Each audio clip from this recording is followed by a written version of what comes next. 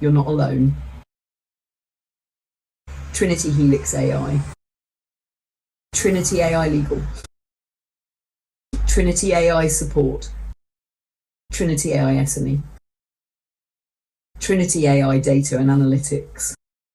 Our mission is 0 to 80.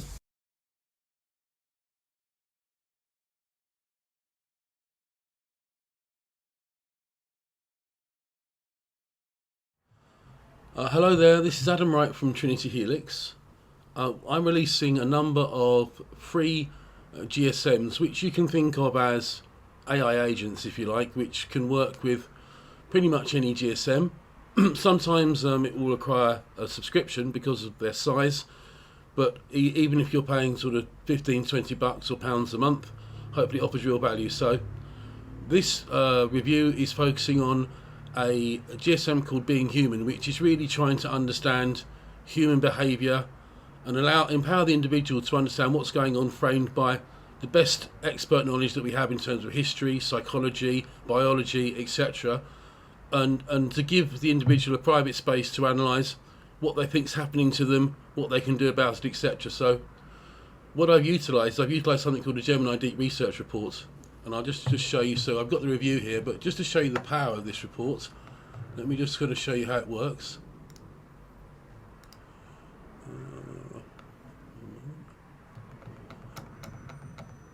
So this is the report itself, which I'll be publishing on Substack.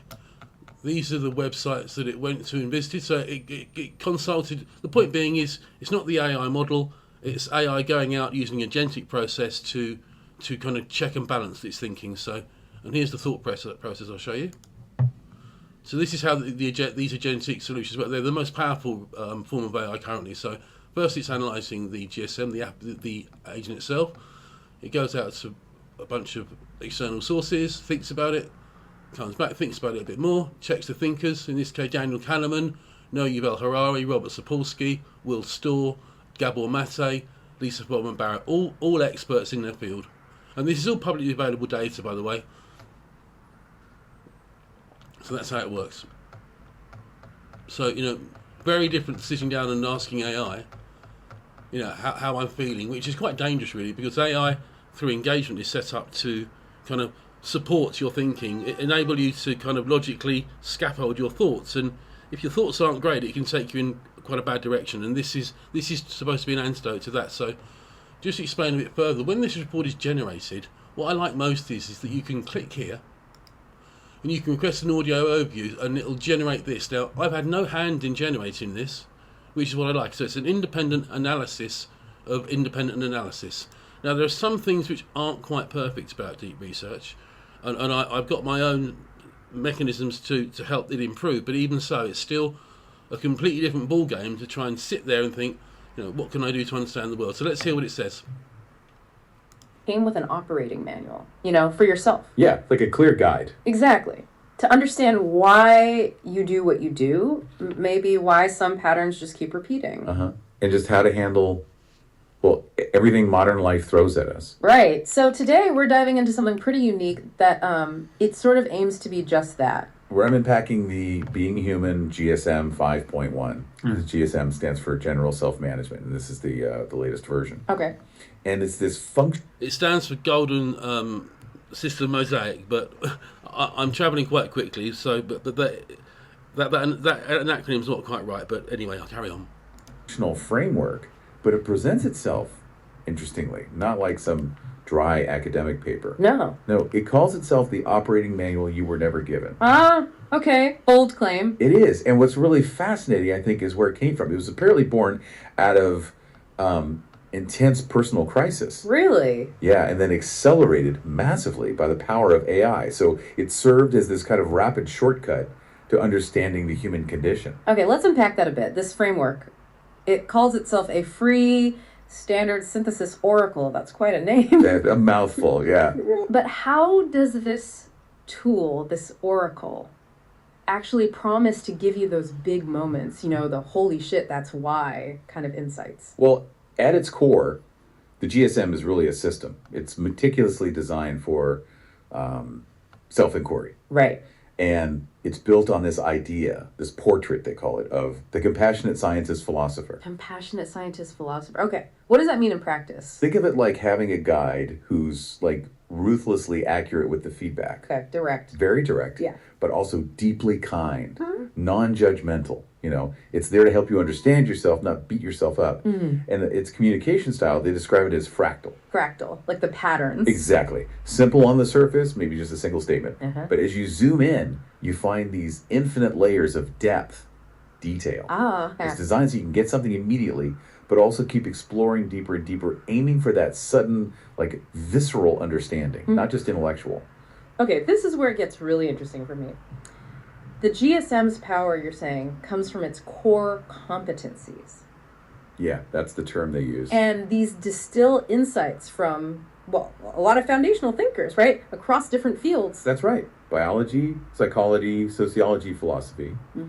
It pulls them together into this multi-layered model of your experience. So it helps you spot patterns, synthesize info. Yeah, spot patterns in yourself, synthesize insights from these different levels, and even calibrate your own predictions about why things happen. And then it gives you tools, these unique powers. Exactly. Practical tools like the mirror. For reflection. Pure, unfiltered self-reflection.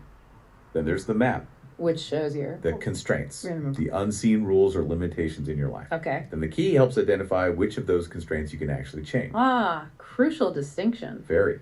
And the path helps you plot your transformation.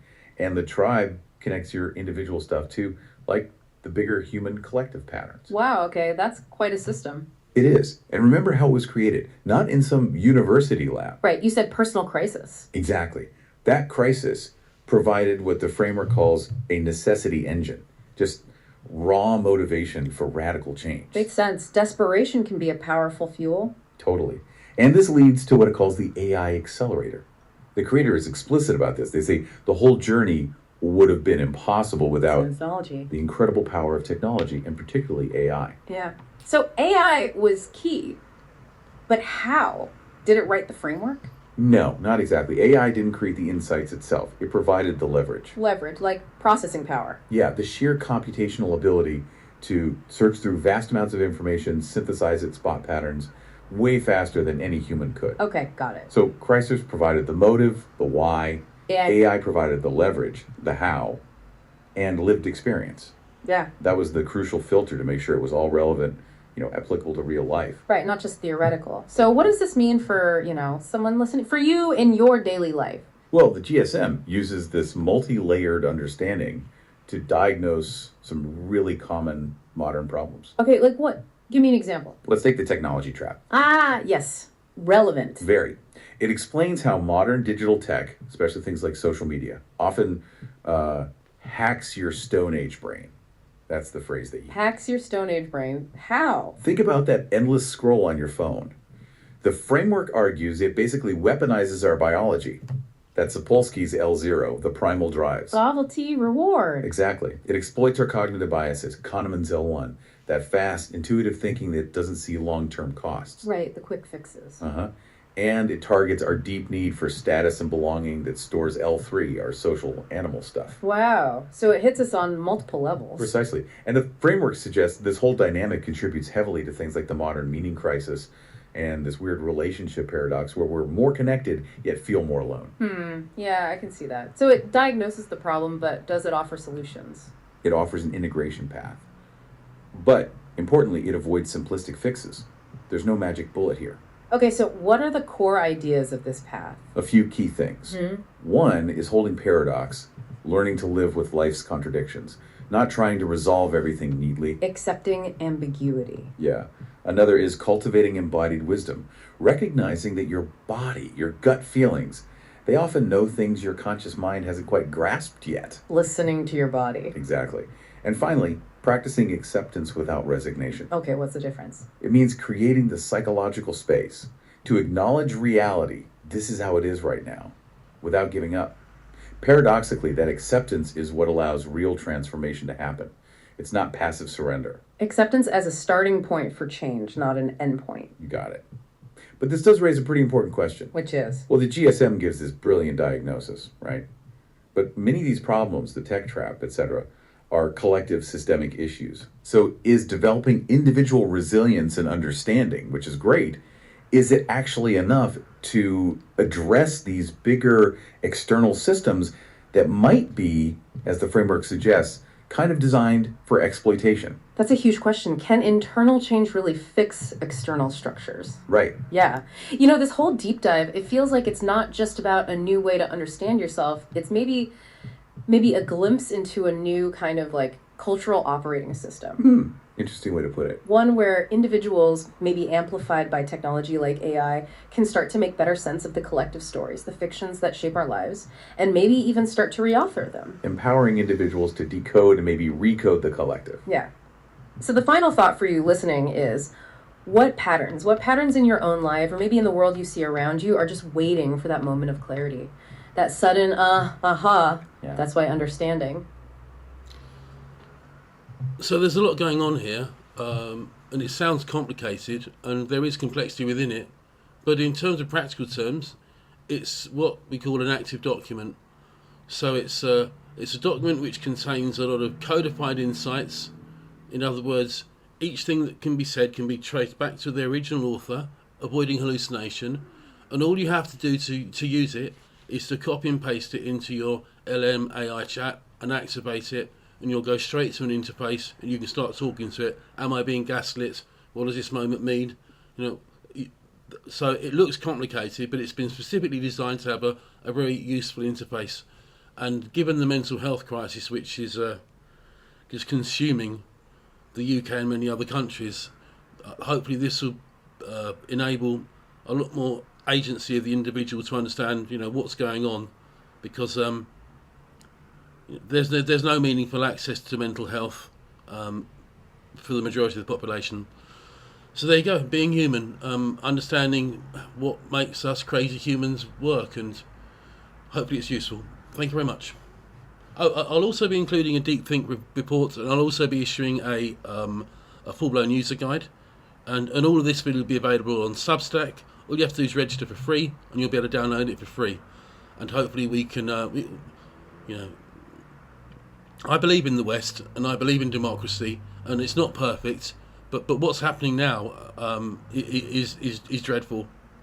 And although I'm a commercial operation, I recognise my responsibility in terms of society, and this will be a number of free GSMs enabled to help the individual. And 0 to 80, the philosophy is that a lot of AI research is going into, and it's probably at about 80%. So let's say, for example, we might understand what an accountant does. AI can replicate that to 80%. There's a huge amount of work going up to taking that work to 100%, at which point we can have digital accountants. Well, who's going to benefit from that?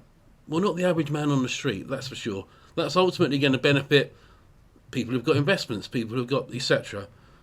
What 0 to 80 is, it's a philosophy understanding that we can take someone not looking for that, but has nothing, and we can lift them up to 80% knowledge right now.